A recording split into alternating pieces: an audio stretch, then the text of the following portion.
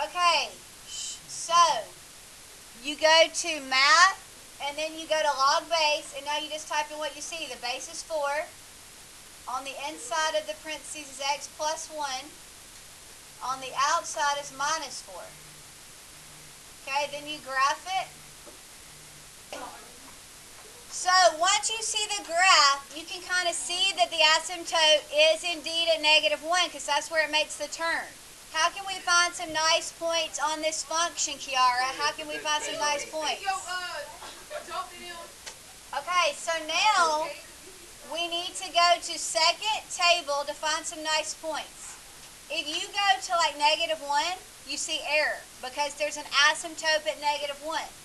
The first nice point I see is 0, -4. So I'm going to go and plot that. That's also my y-intercept. Okay, then let's find another nice point. 3, -3.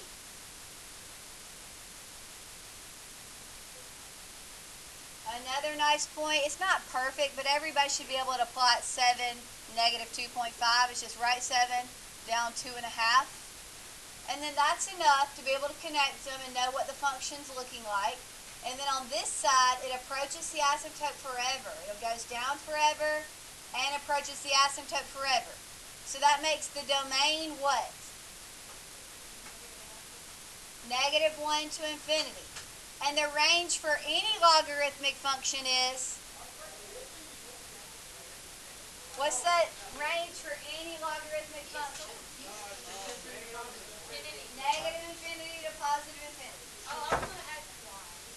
Because when you have a vertical asymptote, a vertical barrier does not affect how far down you can go and how far up you go. Like as that's going right, isn't it slowly rising as well? So as it goes right, it'll go up forever. And even though there's a vertical barrier, that doesn't keep it from going down forever. With exponential functions, which we were learning the other day, they have horizontal asymptotes, which did affect the range, but it didn't affect the domain. The domain was -infinity to +infinity. Okay, number 6. What kind of transformations are we going to see? Left 1 and up 1. Where is the asymptote going to be? -1. Guys, this is easy. If you don't understand this, you're just not paying attention. Okay, now we need to graph it so we can get some points. Y equals, instead of retyping and all of that, just cover up. Cover up the 4 with a 5, and then it already says x plus 1, and then just go to the end and cover up that -4 with a +1. Okay, when we graph it, we can see that our asymptote is at -1, and then we go to the table to find some points. Okay, see -1 has an error. That shows you that that's where the asymptote begins. 0, 1 is a nice point. Then after that, 4, 2. And then, nothing else is going to fit on the graph, right? Yeah, so that's enough to connect them. And then on the left side, as it approaches left forever, it goes down forever.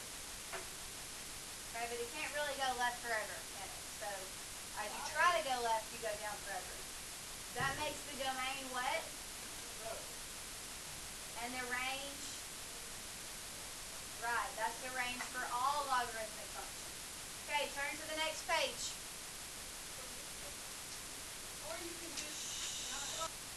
What kind of transformations are going to occur?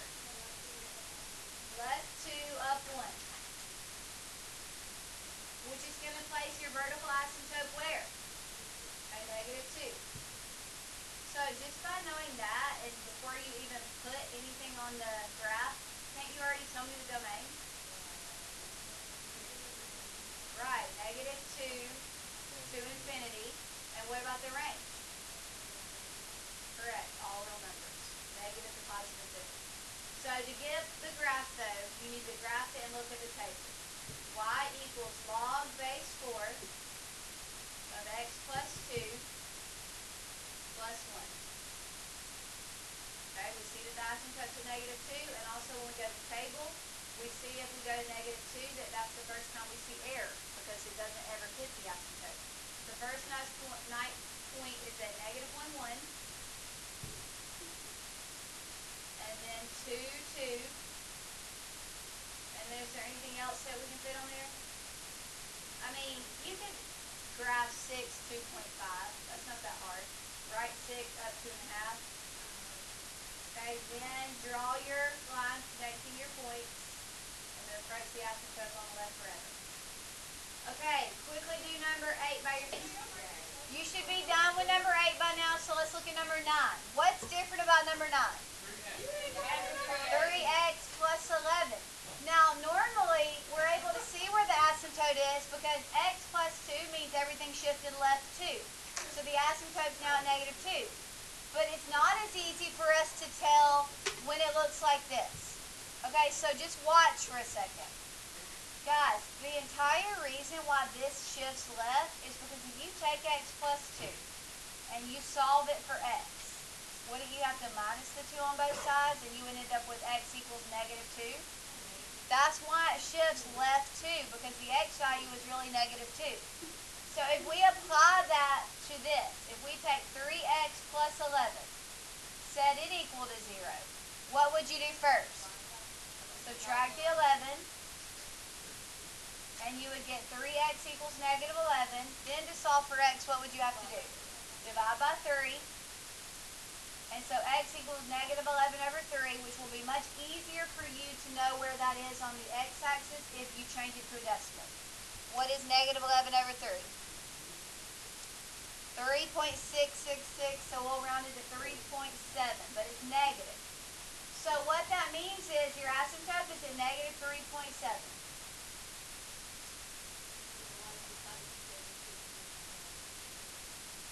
Sorry.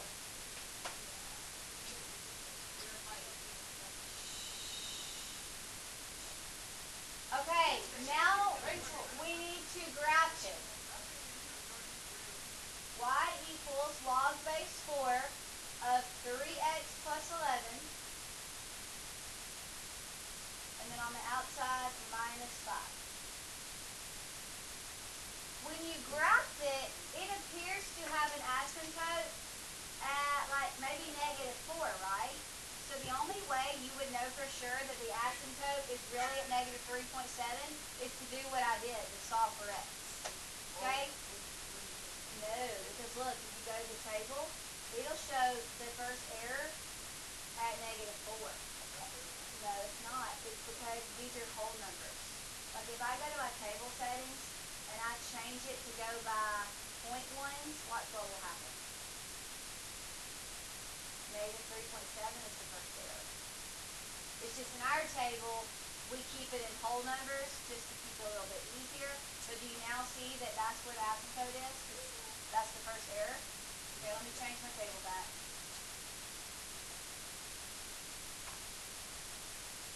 Okay, so now let's find some points. So second table, we have a point at -3, -4.5.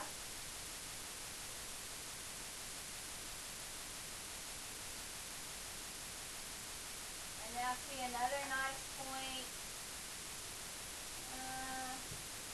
-1, -3.5.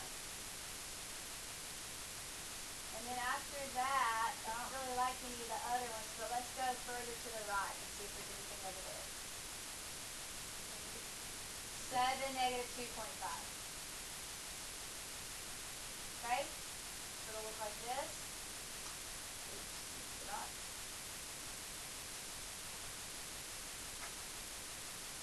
And then on the left side, it will approach the asymptote and go down forever. Now, if you're working on a test and it's multiple choice, you're probably going to be able to pick the correct.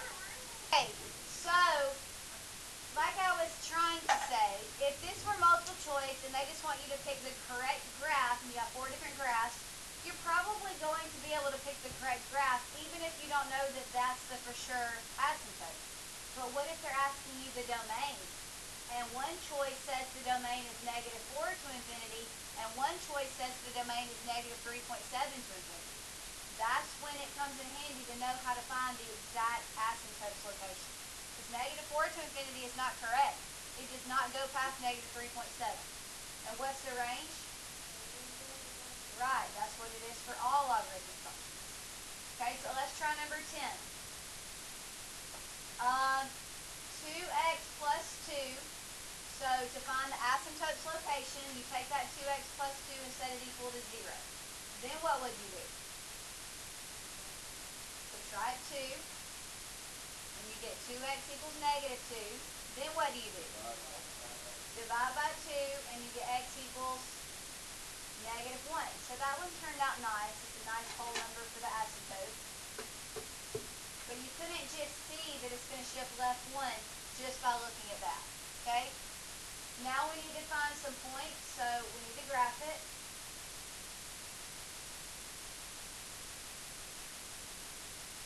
Y equals log base 5 of 2x plus 2.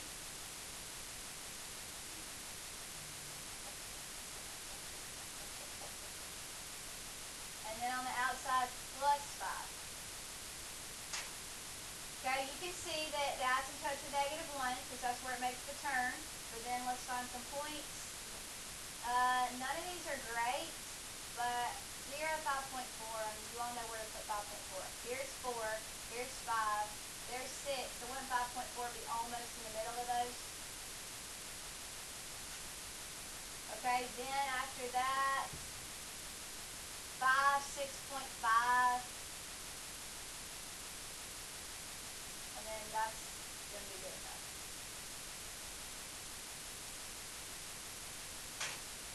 Okay, so what is the domain this time?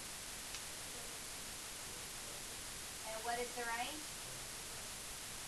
Correct. And that is what the range is for any logarithmic function. Anytime you see the word log, the range will be that. Okay, anytime it's exponential, y equals ab to the x, the domain will be all real numbers. Okay, number 11.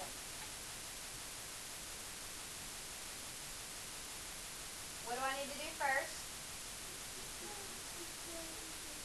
Right, set that 3x plus 14 equal to 0, because when we look at it, you can't tell me right away if it's going to go left or right and how many. To figure that out, you have to set it equal to 0, and what do I do first? Subtract 14, and so 3x equals negative 14, then what do? Divide by 3. And so what is negative 14 over 3? Okay, 4 point, a lot of 6's, so 4.7, but negative.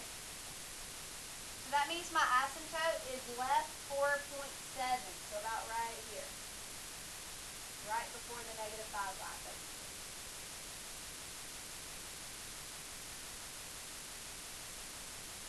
Okay, now I'm going to graph it to find some points. So y equals log base 6 of 3x plus 14. And then on the outside, plus 1. Okay, now like I was saying, we normally have our table set to jump by whole numbers in the x column. So when I go over to like negative 5, that's when I first see my error. But the error really begins where? Negative 4.7. And if your table settings are set to jump by 0.1s instead of whole numbers, then you will see that it starts at negative 4.7.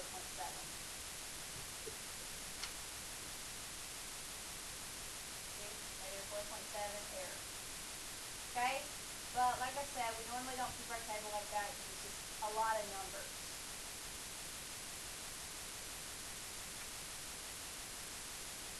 Okay, so we have, oh, I didn't take it off.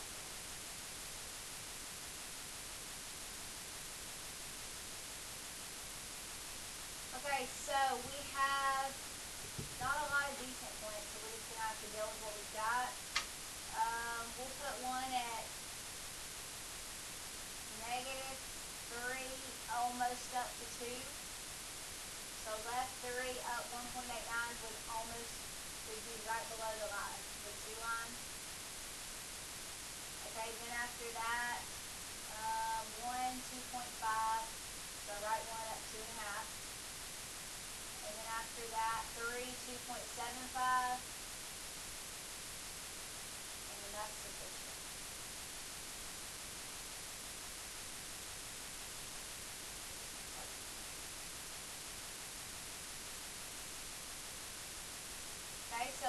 the domain be for this one? Correct. It's from the asymptote, and then right forever is how far it can go left and right. And then what about the range? Correct. Okay, why don't you go ahead and try 12, baby? Okay, for number 12, what did you get for the asymptote? Where is it located? 2.75.